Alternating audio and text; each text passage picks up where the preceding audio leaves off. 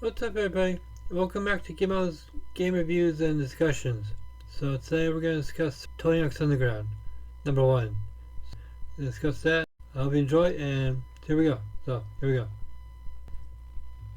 The Legacy of Tony Hawk's Underground, number 1, 2003.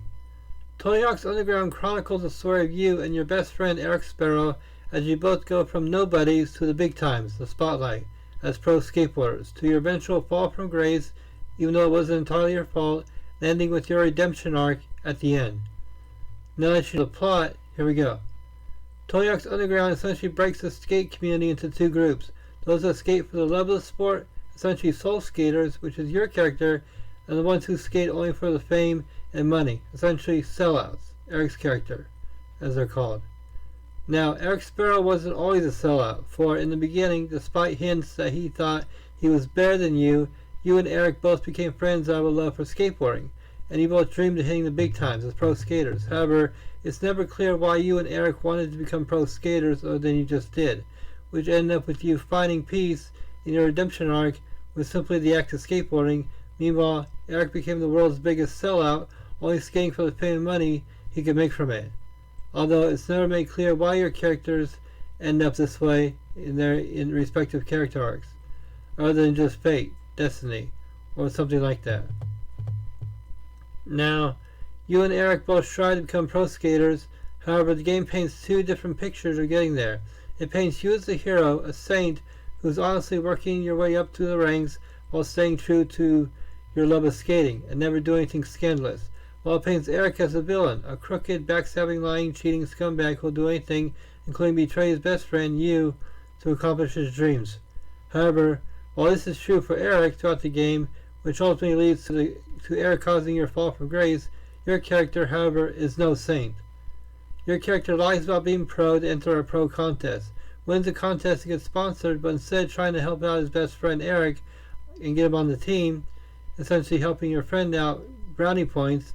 Your character parties, forgets all about his best friend Eric, and having a victim, narcissistic, self-absorbed, self-righteous attitude all throughout the game, and especially at the end, pertaining to you essentially felt that you were owed a pro status and fame, and you have a self-absorbed, narcissistic attitude pertaining to your outlook of it's all about me and look at me, I'm one of the greatest pros who ever existed, and the victim mentality of oh poor me, why does all this bad stuff keep happening to me?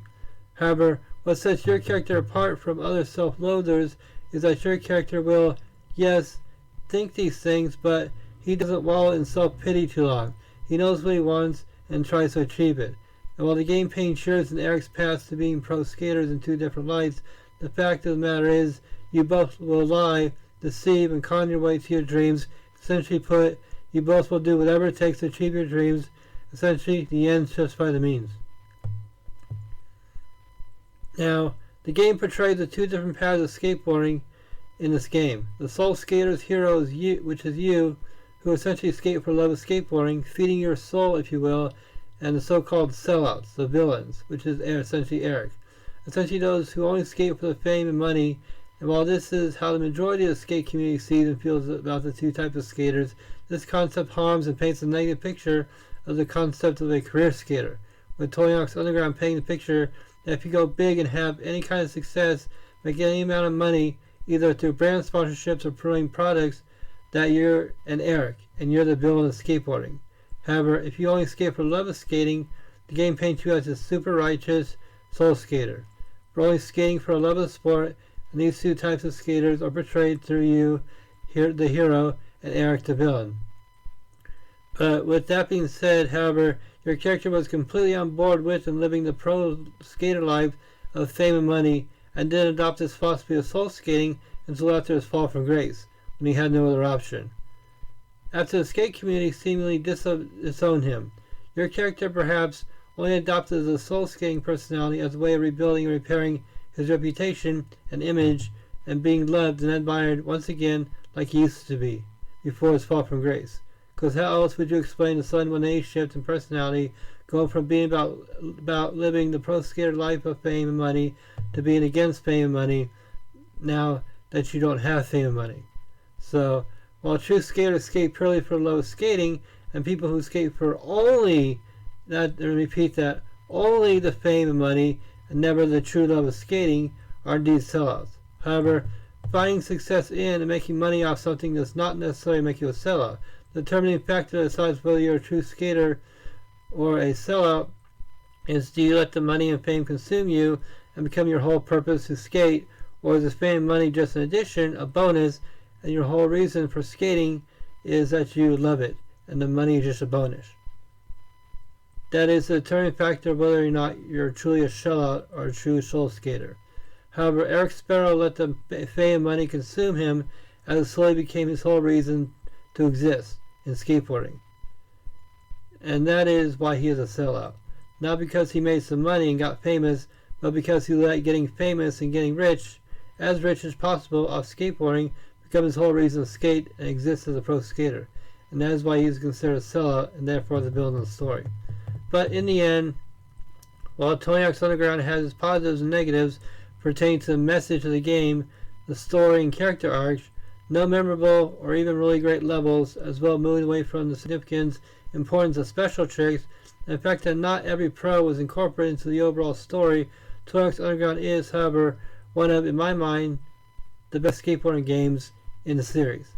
Tony Hawk's Underground was the first skateboarding game to introduce and incorporate walking, running, climbing, driving, an assortment of vehicles, a return to a classic era sounding, feeling soundtrack, an emotional, captivating story instead of just playing through random levels and achieving things through beating goals. Tony Hawk's Underground took skateboarding games into a whole new direction and entered them into a new era with a story mode where not only did the game tell a story, but it was your story, your journey. You really felt emotionally what your character was going through. You cheered them when good things happened and felt anger and disappointment when bad things happened. For it wasn't just a random journey of playing through random levels. Your character's journey in Tony Hawk's Underground was your story. And the more you played, the more real it became, and the more emotionally invested it became, not only in your character, but your journey as well. And the massive satisfaction we felt at the end when we finally kicked Eric's ass was not only fulfilling, but felt like a great conclusion, send-off for the game.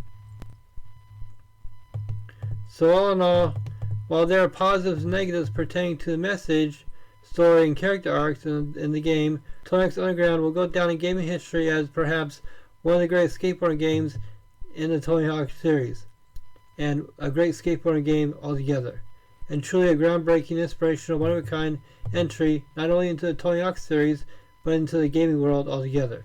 That almost all future skateboarding games will follow in the footsteps of, for Tony Hawk's Underground is a game that has potential, not expectations, and in more aspects than not, delivered on those expectations, and not only blew us away, but left a lasting impression on not only our minds, but our childhood as well.